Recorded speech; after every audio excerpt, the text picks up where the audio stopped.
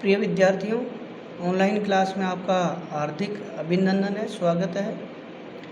मैं इस वीडियो में आपके साथ बात करूंगा 18वीं सदी में भारत में जो यूरोपियन शक्तियां प्रविष्ट हुई,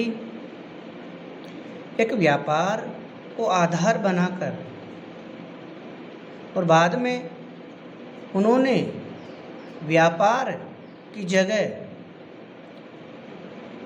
अपने राजनीतिक उद्देश्यों की पूर्ति के प्रयत्न प्रारंभ किए और भारत की जो सभ्यता थी, संस्कृति थी, गौरवमयी जो इतिहास है, समृद्ध व्यापारिक आर्थिक परंपराएं हमेशा विद्यमान रही हैं, उनके मध्य उन्होंने अपने आर्थिक षड्यंत्रों, कुचक्रों, अपनी वणिक बुद्धि के द्वारा उन्होंने यहाँ के व्यापार के माध्यम से अपने राजनीतिक उद्देश्यों की पूर्ति प्रारंभ की, जिनमें अंग्रेज, डच, फ्रांसीसी सभी ने, पुर्तगालियों ने, सभी ने अपने प्रयास प्रारंभ किए और आपसी प्रतिस्पर्धा के अंतर्गत जो शक्ति के रूप में स्थापित हुए अंग्रेज, उन अंग्रेजों ने भारत की राजनीतिक परिस्थितियों का फायदा उठाते हुए भारत में ब्रिटिश सत्ता की स्थापना की। तो महत्वपूर्ण बात जो है वो ये है कि अगर राजनीतिक सत्ता शक्तिशाली है, शासक वर्ग जागरूक है, सतर्क है, योग्य है, तो उन परिस्थितियों में कोई भी बाहरी शक्ति किसी भी राज्य, देश, समाज पर अपना एकाधिकार स्थापित नहीं कर सकती।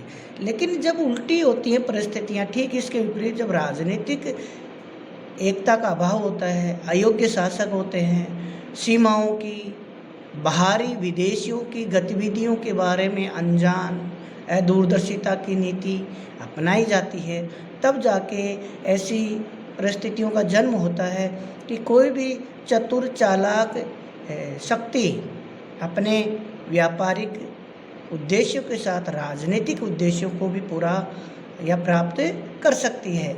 ऐसी ही स्थिति हमें भारत के संदर्भ में, आधुनिक भारत के संदर्भ में दिखाई देती है, जब 1707 ईस्वी में औरंगजेब की मृत्यु के बाद भारतीय इतिहास का एक तरह से एक युग समाप्त हो गया।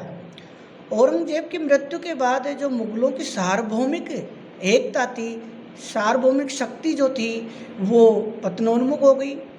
और यद्यपि पहचान के लिए अगर अपन बात करें तो आप देखते हैं कि 1707 ईस्वी में औरंगजेब की मृत्यु के बाद 1858 तक, यानी 1857 की जो क्रांति थी, उस क्रांति के एक साल बाद तक भी मुगलों की सत्ता अस्तित्व में बनी रही, लगभग 151 साल।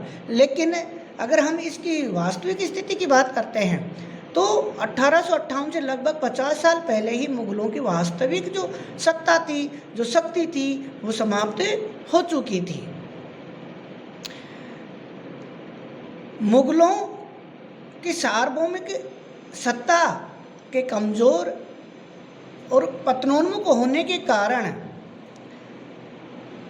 जो योग्य शासक थे, महत्वाकांक्षी थे, उन्होंने अपने राजनीतिक उद्देश्यों की पूर्ति के लिए छोटे छोटे राज्यों की स्थापना कर ली। मुगलों में उत्तराधिकार का कोई नियम नहीं होने के कारण हत्या, अमीरों के षड्यंत्र शक्ति के बल पर मुगल राज सिंहासन पर अधिकार किया जाने लगा। वस्तुतः 18वीं शताब्दी के मध्य में भारत में एक तरह से राजनीतिक शून्यता की स्थिति उत्पन्न हो चुकी थी। और इस शून्यता को भरने का प्रयास किया। उत्तर भारत में शक्ति का विस्तार किया, जिनमें मराठों ने महत्वपूर्ण भूमिका निभाई, लेकिन वो सफल नहीं हुए। इसी बीच अफगानिस्तान के शासक अहमद शाह अब्दाली ने पंजाब, सिंध तथा भारत के अन्य सीमावर्ती राज्यों पर आक्रमण करना प्रारंभ कर दिया। अतः उत्तर भारत में अपना प्रभुत्व बनाए रखने के लिए मराठों को अब्दालियों के साथ संघर्ष करना पड़ा। परिणाम स्वरूप 14 जनवरी 1761 को पानीपत का तृतीय युद्ध लड़ा गया, जिसमें मराठों की निर्णायक पराजय हुई। अब्दाली मुगल साम्राज्य की बागडोर अपने भारतीय समर्थकों को सौंपकर वापस लौट गया। इस प्रकार अंग्रेजों के आगमन के समय देश राजनीतिक अव्यवस्था के दौर से गुजर रहा था और यूरोपीय शक्तियां इस देश की अर्थव्यवस्था या यूँ कहें कि इस राजनीतिक अव्यवस्था, अनेकता, आपसी फूट का फायदा उठाने के लिए, लाभ उठाने के लिए तत्पर थी। अब बात करते हैं औरंगजेब के अयोग्य उत्तराधिकारी। मुगलों में उत्तराधिकार का कोई निश्चित नियम नहीं होने के कारण उसकी मृत्यु के बाद उसके पुत्रों में गद्दी के लिए संघर्ष प्रारंभ हुआ और इसमें जो भी शहजादा विजयी होता था वही मुगल सिंहासन पर आसीन हो जाता था। शाहजहां औरंगजेब ने भी इसी मार्ग पर चलकर अपने भाइयों की हत्या करके साम्राज्य पर अधिकार किया था। उसके पुत्रों ने भी इसी मार्ग का अनुसरण किया। इसके बाद सबसे बड़े पुत्र मोहम्मद मुअज्जम ने अपने भाइयों को परास्त कर बहादुर शाह प्रथम के नाम से 1707 ईस्वी से 1712 ईस्वी के मध्य शासन किया। उसने अपनी नीति से राजपूतों, सिखों और मराठों को अपना विरोधी बना लिया। फिर भी उसके समय में मुगल साम्राज्य की एकता कायम रही। बहादुर शाह की मृत्यु के बाद ईरानी अमीर दल के नेता सेना नायक जुल्फिकार खां की सहायता से जहांगीर शाह उत्तराधिकार के संघर्ष में अपने भाइयों को परास्त करने में सफल रहा, लेकिन वह 10 माह राज्य कर पाया। इसके बाद अमीरों के दूसरे गुट ने, जिसका नेतृत्व सैयद बंधुओं, जिसमें सैयद हुसैन अली और उसका बड़ा भाई इलाहाबाद का नायब सूबेदार हसन अली कर रहे थे। जहांगीर शाह के मृत भाई अजीमुद्दीन के पुत्र फर्रुखसियर ने 1713 ईस्वी से 1719 ईस्वी के मध्य शासन किया। फर्रुखसियर और सैयद भाइयों में सत्ता के लिए खुलकर संघर्ष हुआ। फर्रुखसियर ने षड्यंत्र करके सैयद भाइयों से मुक्त होने का प्रयास किया, परंतु सैयद भाइयों ने मराठों के सहयोग से उसे मार डाला। इसके बाद सैयदों ने 1719 में एक ही वर्ष में 3 बादशाह बनाए, रफ़ीउद्दर्जात, रफ़ीउद्दौला और मोहम्मद शाह। इनमें मोहम्मद शाह लंबे समय तक उसने 1748 ईस्वी तक मुगल गद्दी पर अधिकार किया और शासन किया।